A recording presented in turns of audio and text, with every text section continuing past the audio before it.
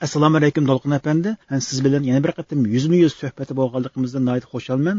Oldi bilan bizga mush qatimliq Amerika safaringiz haqida bir ma'lumot bersangiz.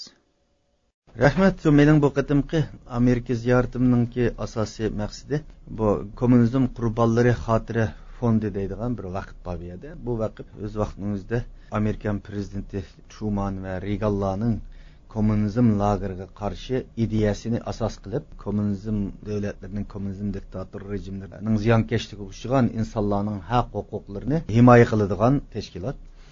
Bu tashkilot 2016-yili menga bir mukofot bergan.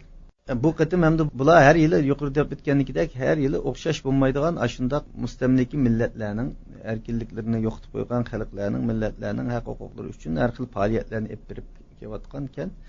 Bu yil Osiyodagi davlatlar mustamlik qilingan millatlarga, xalqlarga programmasi shuni atagan. Buningda va shuning bilan birga diniy e'tiqod erkinliklari masalasiga. Chunki bu yil mushaqda bu yil Amerika tashqi ishlar ministrligi tomonidan o'rinlashtirilgan va dunyoning ko'plagan davlatlardan ministrlar, tashqi ishlar ministrlarining qatnashishi bilan 80 necha davlatning hozir Washingtonda bu hafta ichida shu dunyodagi diniy e'tiqod erkinliklarini haqida har xil faoliyatlar bo'layotgan. Hamda shuningga to'g'rilab bularmi bu yil har yili 7-oyning 3-haftasida o'tkazilgan ekan. Shuning dushanba kunisi bular shu Amerika Kongress binosining oldida Osiyodagi ezilgan millatlarning haqlari, mustaqilligi va diniy e'tiqod erkinligi degan nimada bir namoyish o'tkazdi ular. Buningga meni shu sharaf memini qatorda bir nutq so'zlashga chaqirib taklif qilgandik. Men xushallik bilan qabul qilib keldik. U faoliyat bo'ldi hamda. To'g'ri. Bu vaqtda biz bir xabar berdik. Bu yig'in tugagandan keyin-chi. Hamda uning kelgandan keyin bu fursatdan foydalanib bu yerda Amerika tashqi ishlar ministrligi bilan Amerika senatorisi, yuqori palatasi va to'van palatasi va bir qism bu yerdagi tadqiqot markazlari bor. Men birinchi oyda bir keldim.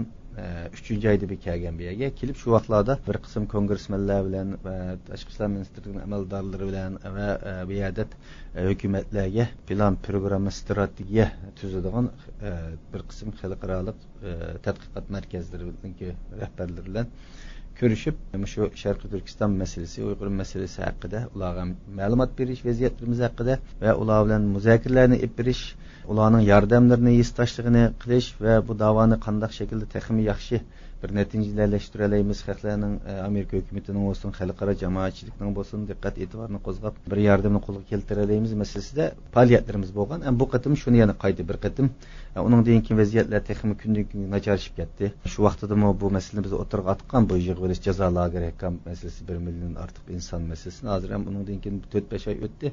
U 1 million insonlarning davomli bu kamplarga akir ketib qolganlik xabarini anglayapmiz, ammo chiqqanlik haqida bir xabar yo'q hamda. Shuning bilan bu yerda hamda bu yig'in tugagandan keyin faoliyat shu tunugundan boshlab, bugundan boshlab Tunugun Amerika tashqi ishlar ministrligi bilan uchrashishimiz bo'ldi. Barakalloh. Endi mumkin bo'lsa, tunugungi va bugungi faoliyatlaringiz haqida biroz so'zlab beramiz. Tunugun olib borgan muhim faoliyatlarimizning birisi hamda bu Amerikaning oldin qitimliq prezidentlik saylamiga qatnashgan Trumpga qarshi bo'lgan Amerikada ta'siri kuchli senator hamda Ted Cruz apandim bilan uchrashish bo'ldi. Ted Cruz apandim va uning xizmatchilari bilan 1 soatdan ortiq bir suhbat bo'ldi. Masalani tafsiliy bir anglatdik. Gapingizni bo'lib o'tdim, aytib buyurmaysiz.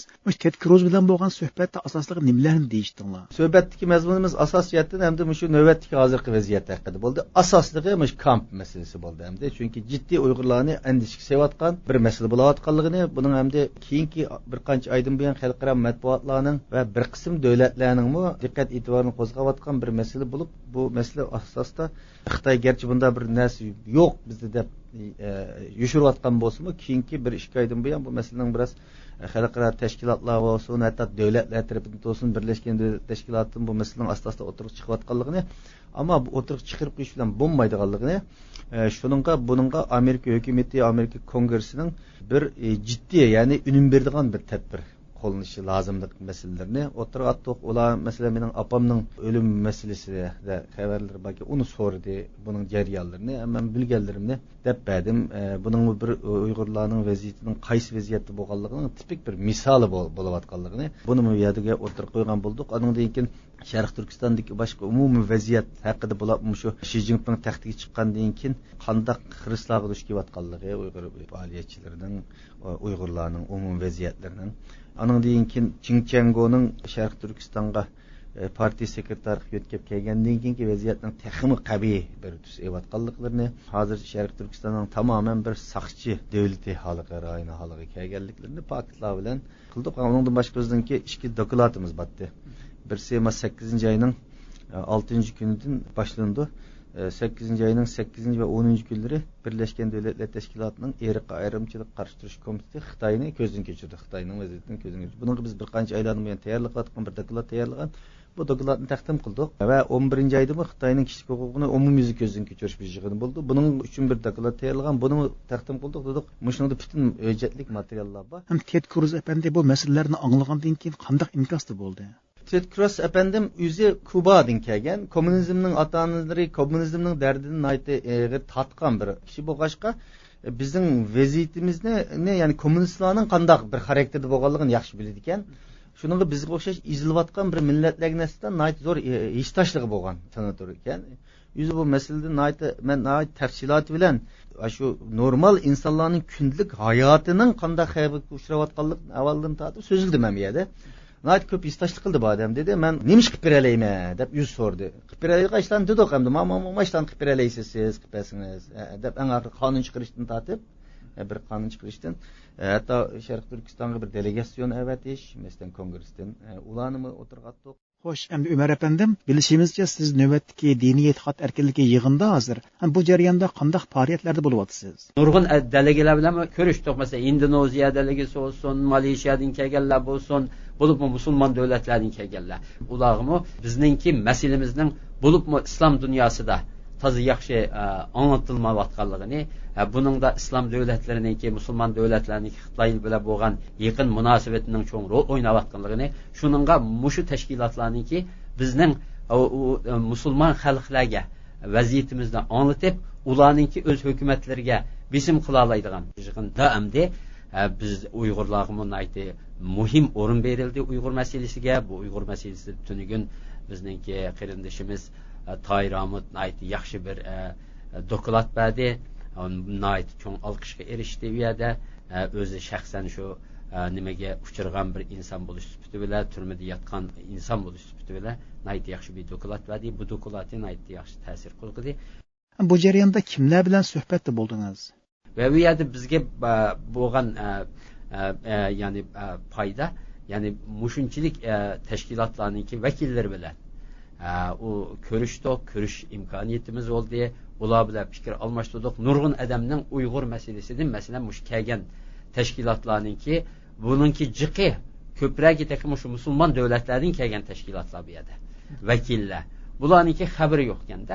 Shuning bilan bu yerda berilgan doklad va ishga ilib berilgan suhbatlarimiz mush kelgan har qaysi davlatlardan kelgan vakillar bilan bizning uchun foydali bir atmosfera yaratdi. Bugün muhim bir nima bo'ldi bu yerda.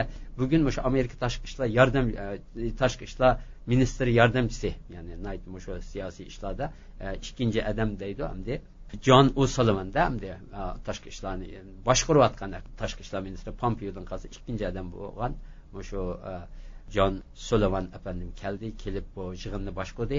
Shu yig'inning ichilishini qilib shuni boshqardi. Uningdan keyin har qaysi davlatlardan kelgan vakillar o'zlarininki uchirgan qiyinchiliklari shularni dedi. Biz shuning nimasida qatorida chiqib biz so'zlamoqchi bo'ldik, lekin vaqt yor bermay qoldi. Ammo Uyg'ur masalasi yanada u yerda o'tirib qo'yildi. Bu China Aid degan tashkilotning raisi Fu Uyg'urlar masalasini alohida tilga ilib va Uyg'urlarniki hozir yolg'iz diniy bisim emas, mutlaq bir irqiy qirg'inchilikqa duch kelayotganligini nihoyat ochiq ifodalar bilan u yerda bildirdi va dedi, qo'limizda nurg'un paketlar va Xitoyning hozir Uyg'urlarga yurgizayotgan bu siyosati bir irqiy qirg'inchilik. Uyg'urlarning hozir 1 milliondan oshmuş Uyg'ur jazo lagerlarida yetyotidi va buningki qanchalik davomlashadiganligi ma'lum emas va u yerda nurg'un insonlar o'lyotidi, qiyin qistoqqa ilinyotidi. Buni xalqaro jamoat buningki hisobini so'rash kerak degandek bu so'z qildi.